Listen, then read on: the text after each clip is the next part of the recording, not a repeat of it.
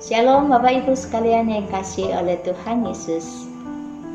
Apa kabar hari ini? Semoga semuanya dalam keadaan sehat dan penuh sukacita. Senang sekali kita boleh berjumpa kembali dalam acara doa keluarga, meskipun hanya dalam online seperti ini. Hati kita boleh penuh bersukacita karena Tuhan mengasihi kita, karena Tuhan kita adalah kawan kita yang sejati, yang selalu menolong kita dalam segala perkara. Mari kita bersaat teduh sejenak.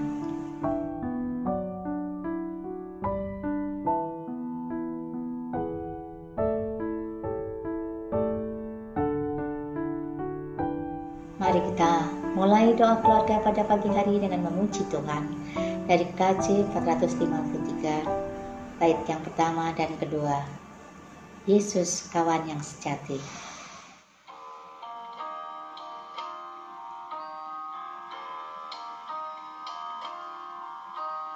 Yesus kawan yang sejati,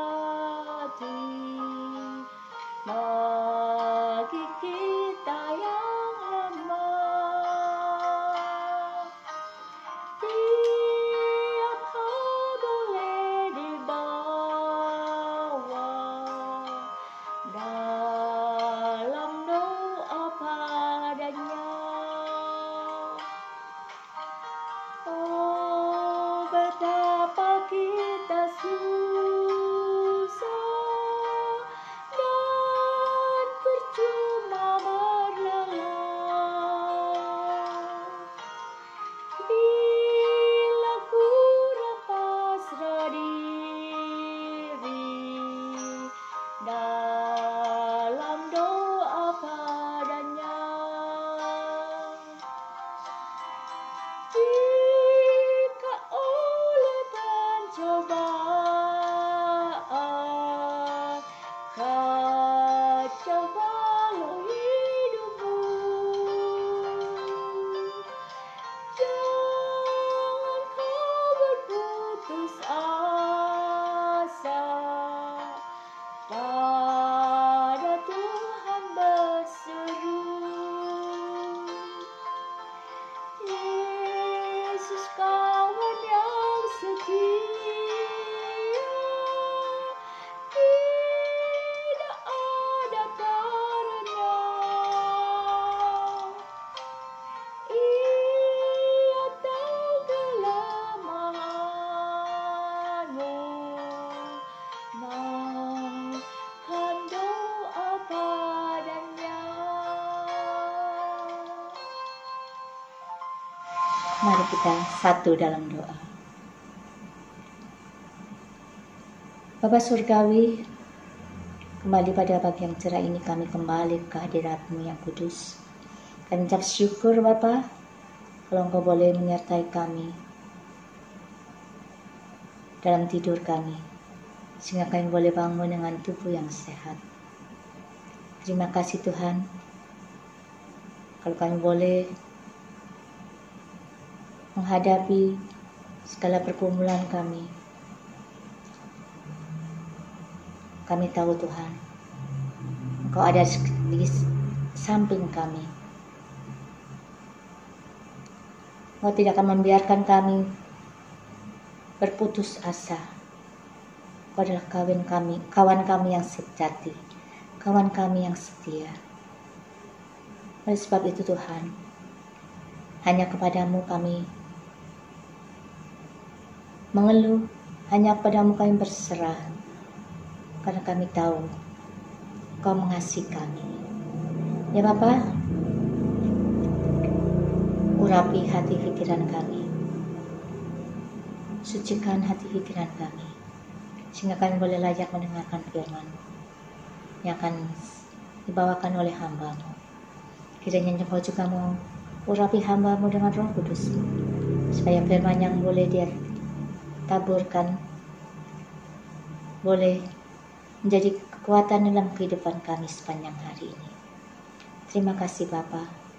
Dengar seluruh doa kami yang jauh dari sempurna ini, yang kami alaskan hanya dengan satu nama, Yesus Kristus, Juru Selamat Penebus kami yang hidup. Amin. Umat Tuhan yang dikasihi, Shalom. Saya senang bisa bertemu dengan Bapak Ibu Saudara sekalian dalam kesempatan doa keluarga edisi 24 Juli 2020. Mari kita persiapkan Alkitab kita dari Yohanes pasal 15 ayat yang ke-13. Yohanes pasal 15 ayat 13 saya akan bacakan. Tidak ada kasih yang lebih besar daripada kasih seorang yang memberikan nyawanya untuk sahabat-sahabatnya. Saya bacakan sekali lagi. Tidak ada kasih yang lebih besar daripada kasih seorang yang memberikan nyawanya untuk sahabat-sahabatnya. Demikian jauh pembacaan firman Tuhan. Yang berbahagia adalah kita semua yang membaca merenungkan firman Tuhan dan yang terutama melakukannya dalam kehidupan kita hari lepas hari. Haleluya. Umat Tuhan sekalian, mari melalui kesempatan kali ini kita dengarkan sebuah kisah dari seseorang bernama Joseph Scriven. Joseph Scriven adalah seorang anak tentara dari Irlandia. Sejak kecil, ayahnya ingin dia menjadi tentara juga. Itu sebabnya ia disekolahkan di sebuah akademi militer. Akan tetapi, Joseph tidak senang menjadi tentara. Belum lama ia keluar, lalu kemudian melanjutkan studinya di Fakultas Sastra di Dublin. Joseph senang belajar sastra, sebab dia suka membuat puisi. Disitulah dia berjumpa dengan seorang gadis idamannya. Waktu-waktu bahagia mereka lalui sampai perencanaan pernikahan. Gaun pengantin, gedung gereja, hari pernikahan pun sudah ditentukan. Tetapi naas, semalam sebelum hari pernikahan mereka, calon istri Joseph mengalami kecelakaan dan tenggelam di sebuah danau yang dalam. Joseph yang tidak bisa berenang hanya bisa berteriak memohon pertolongan sambil melihat calon istrinya tenggelam di depan matanya. Ia trauma dengan kejadian tersebut. Joseph kemudian meninggalkan tanah airnya, pergi jauh ribuan kilometer menuju ke Kanada untuk melupakan masa lalunya yang kelam. Di Kanada, Joseph mula-mula menjadi seorang guru.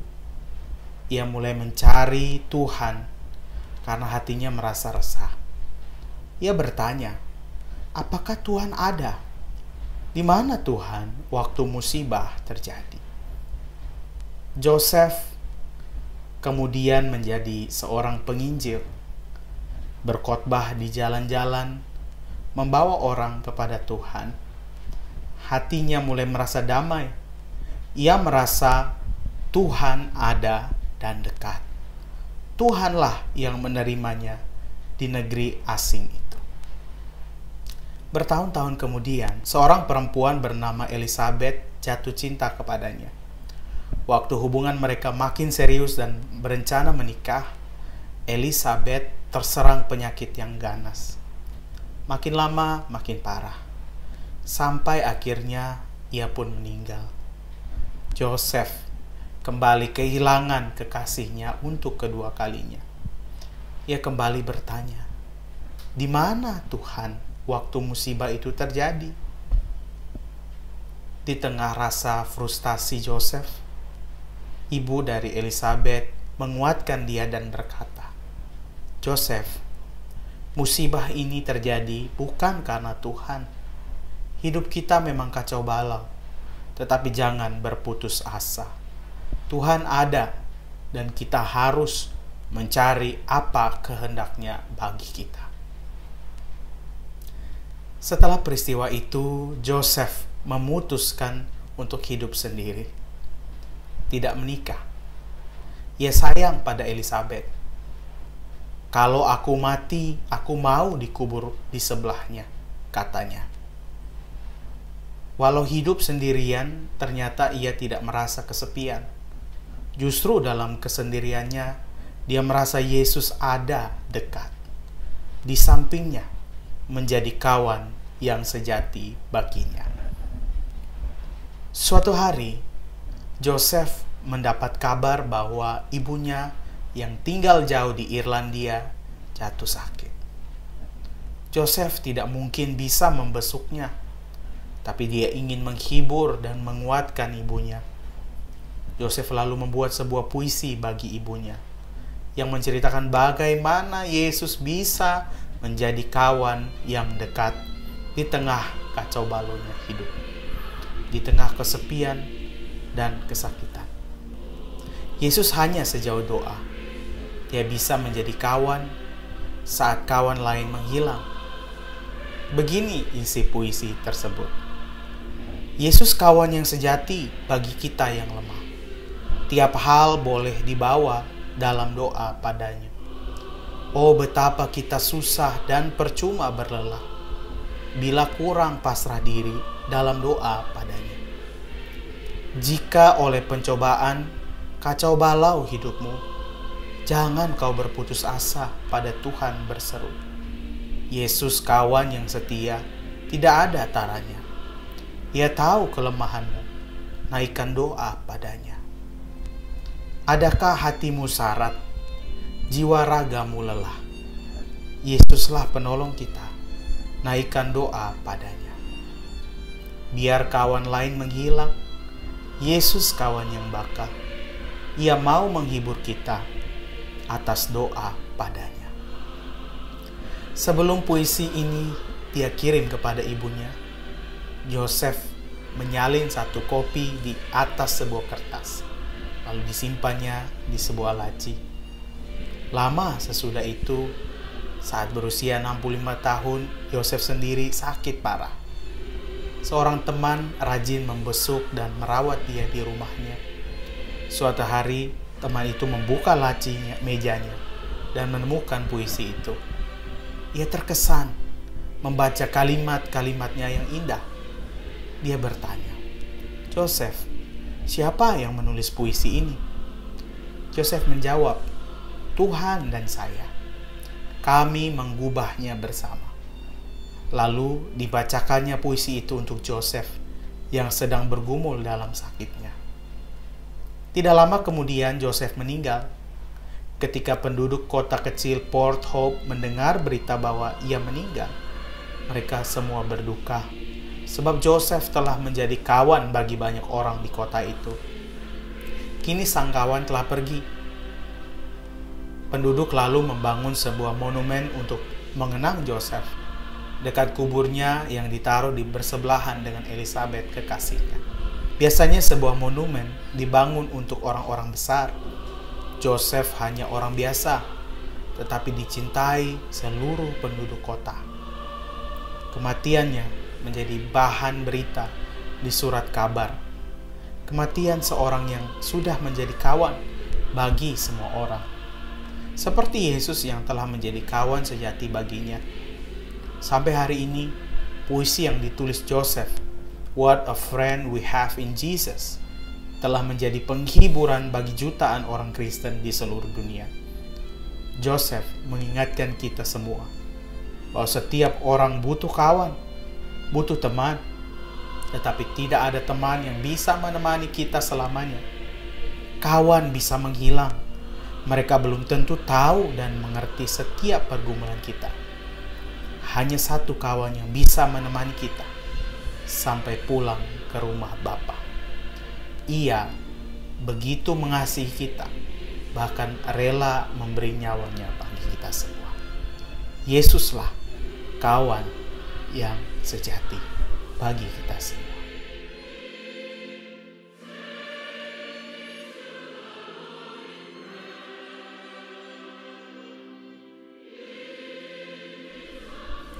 Bapak Ibu Saudara, mari kita naikkan lagu Yesus Kawan yang Sejati sebagai doa syafaat kita kepada Tuhan.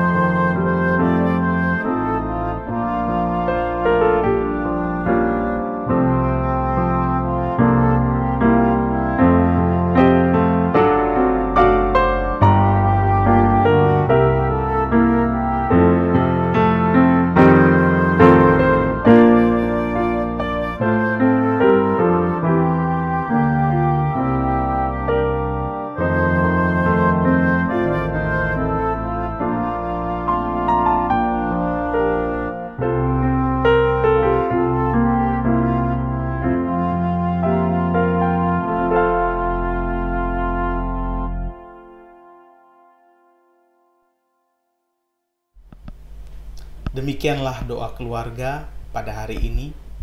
Ingat selalu, Yesuslah kawan yang sejati bagi kita semua. Tuhan Yesus memberkati. Nyatakan Yesus.